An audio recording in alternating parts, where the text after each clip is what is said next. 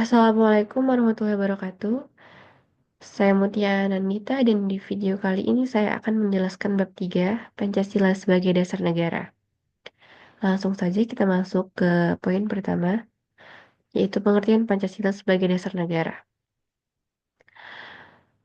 Apa maksudnya Pancasila sebagai dasar negara? Pancasila sebagai dasar negara berarti bahwa seluruh aspek penyelenggaraan negara Indonesia harus berlandaskan pada nilai-nilai Pancasila. Ini mencakup sistem hukum, kebijakan pemerintah, serta kehidupan sosial dan politik. Dengan menjadikan Pancasila sebagai dasar negara, Indonesia memiliki pedoman yang kuat untuk menjaga persatuan, keadilan, dan kesejahteraan rakyatnya. Kita masuk poin yang kedua, yaitu ada konsep negara, tujuan negara, urgensi Pancasila sebagai dasar negara. Yang pertama, konsep negara. Di sini, negara itu berarti organisasi kekuasaan yang memiliki pemerintahan, wilayah, rakyat, dan kedaulatan. Negara itu memiliki peran penting dalam menciptakan keteraturan sosial, menjaga kedaulatan, serta meningkatkan kesejahteraan rakyat. Kita masuk tujuan negara. Di sini ada dua pandangan utamanya, yaitu aliran liberal individualis, kemudian aliran kolektivis atau sosialis. Jadi di ajaran liberal individualis ini ada menekankan kebebasan individu, kemudian negara hanya berperan sebagai penjaga ketertiban dan tidak boleh terlalu ikut campur dalam ekonomi atau politik masyarakat. Kemudian itu di aliran kolektivis atau sosialis itu negara berperan aktif dalam mengatur kehidupan masyarakat. Dan fokusnya itu adalah distribusi, kesejahteraan, dan pengendalian sumber daya untuk kepentingan bersama. Kita masuk ke poin berikutnya ada konsep dasar negara.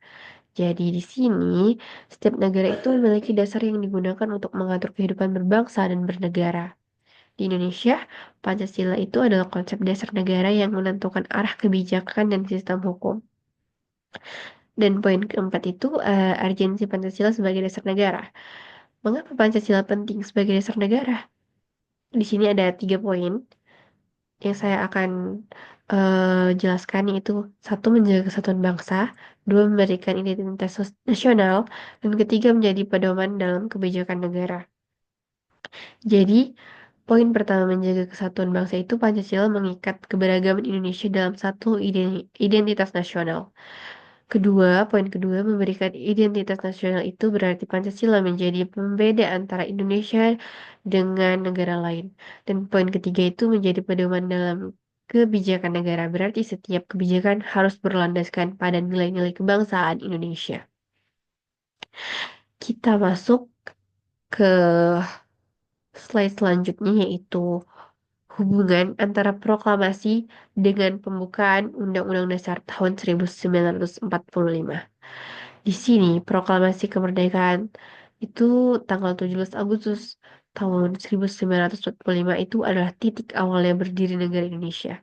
Dan pembukaan Undang-Undang Dasar ini berisi prinsip-prinsip fundamental yang menjadi landasan konstitusional negara. Dan dengan kata lain, proklamasi adalah pernyataan kemerdekaan, sedangkan pembukaan Undang-Undang Dasar 1945 ini menjabarkan tujuan dan prinsip negara yang merdeka. Dan kita masuk poin yang D, yaitu hubungan antara eh, Pancasila dengan pembukaan Undang-Undang Dasar Negara Republik Indonesia tahun 1945. Di sini Pancasila termuat dalam pembukaan Undang-Undang Dasar tahun 1945, tepatnya di alinea keempat. Dan Pancasila sebagai dasar filosofis negara berarti bahwa nilai-nilai dalam Pancasila itu menjadi pedoman dalam pembentukan hukum dan kebijakan negara. Kemudian semua peraturan di Indonesia itu harus selaras dengan prinsip Pancasila. Baik, kita akan masuk poin berikutnya, yaitu eh, penjabaran Pancasila dalam pasal-pasal Undang-Undang Dasar tahun 1945. Di sini setiap sila itu memiliki keterkaitan dengan pasal-pasal dalam Undang-Undang Dasar tahun 1945. Misalnya, sila pertama, ketuhanan yang Maha Esa berarti tercermin dalam pasal 29 ayat 1, yaitu negara berdasarkan atas Tuhan yang Maha Esa dan pasal ini menjamin kebebasan beragama di Indonesia. Sila kedua yaitu kemanusiaan yang adil dan beradab, tercermin dalam pasal 28A sampai 28J yang menjamin hak asasi manusia. Dan sila ketiga yaitu Persatuan Indonesia tercermin dalam pasal 30 ayat 1 yang mewajibkan seluruh warga negara untuk ikut serta dalam usaha pertahanan dan keamanan negara. Kemudian sila keempat, kerakyatan yang dipimpin oleh hikmat kebijaksanaan dalam permusyawaratan perwakilan. Tercermin dalam pasal 1 ayat 2 yang menyatakan bahwa kedaulatan berada di tangan rakyat dan dilaksanakan menurut UUD. Dan sila kelima itu ada keadilan sosial bagi seluruh rakyat Indonesia. Tercermin dalam pasal 33 ayat 1-3 yang menyatakan bahwa perekonomian disusun sebagai usaha bersama berdasarkan asas kekeluargaan.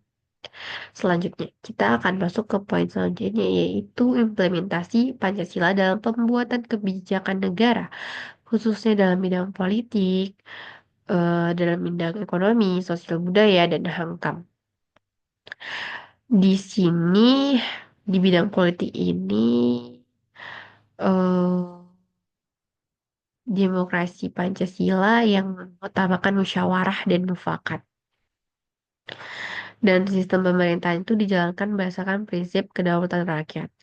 Di bidang ekonomi, Indonesia itu menerapkan ekonomi kerakyatan, sebagaimana tercantum dalam pasal 33 Undang-Undang Dasar tahun 1945. Dan perekonomian berasaskan keadilan sosial, di mana sumber daya alam dikelola oleh negara untuk kesejahteraan rakyat. Kita masuk ke bidang sosial budaya itu ada gotong royong, kebersamaan, dan toleransi. Itu termasuk nilai yang dijunjung tinggi dalam kehidupan bermasyarakat. Kemudian eh, bidang pertahanan dan hankam itu Indonesia menerapkan sistem ini yang berarti bahwa seluruh elemen bangsa memiliki peran dalam menjaga keamanan negara dan mencerminkan semangat persatuan dan kesatuan dalam menjaga kedaulatan negara. Jadi kesimpulan yang dapat saya ambil dari bab 3 ini yaitu Pancasila sebagai dasar negara berperan sebagai landasan fundamental dalam penyelenggaraan negara Indonesia. Semua kebijakan, hukum, dan sistem pemerintahan harus sesuai dengan nilai-nilai Pancasila. Sebagai warga negara, kita harus memahami dan menerapkan nilai-nilai Pancasila dalam dalam eh, kehidupan sehari-hari, baik dalam politik, ekonomi, sosial, budaya, maupun pertahanan keamanan, agar Indonesia tetap menjadi negara yang kuat, adil, dan sejahtera. Sekian penjelasan bab 3 dari saya. Terima kasih. Assalamualaikum warahmatullahi wabarakatuh.